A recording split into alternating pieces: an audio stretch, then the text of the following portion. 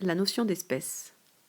Alors la question peut paraître enfantine, puisque depuis tout petit, dans les livres d'images, on apprend ce que c'est qu'un éléphant, un lion, un guépard, une girafe. Et pourtant, on va voir que c'est pas si simple que ça en a l'air.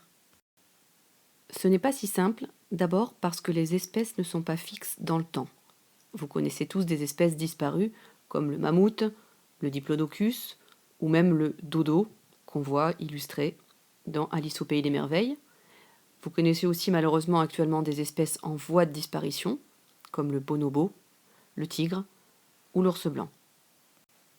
L'espèce humaine, la nôtre, Homo sapiens, n'est apparue qu'il y a environ 200 milliers d'années. La notion d'espèce n'est pas si simple car il existe ce qu'on appelle le dimorphisme sexuel, c'est-à-dire la différence dans une même espèce entre le mâle et la femelle. On peut prendre l'exemple du cerf. Le mâle a des bois et une taille très supérieure à celle de la femelle. On voit aussi chez l'araignée, là, à l'inverse, la femelle est énorme et le mâle est tout petit. Chez les oiseaux, comme par exemple chez le faisan, le mâle est très coloré alors que la femelle a des couleurs plus sombres.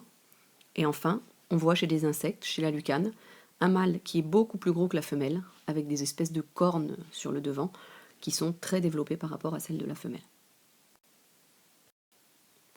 Pour finir, la notion d'espèce n'est pas si simple, car parfois la limite entre deux espèces n'est pas évidente. Par exemple, la femelle du cheval, la jument, peut se reproduire avec un âne, qui est donc d'une autre espèce. Cela donne la mule ou le mulet. La particularité de cet animal qu'on appelle un hybride, quand il provient de la reproduction entre deux espèces différentes, c'est qu'ils sont, la majorité du temps, stériles. Ils ne peuvent donc pas se reproduire. On a le même cas de figure avec le zorse, qui est l'hybride entre une jument et un zèbre, cette fois-ci, et le ligre, qui est lui l'hybride entre un lion et une tigresse. Le ligre Hercule de la photo est passé dans le Guinness des records car il avait atteint le poids le plus important de tous les félins de l'histoire. Il pèse quasiment 500 kg pour une taille de plus de 3 mètres. Ça laisse rêveur.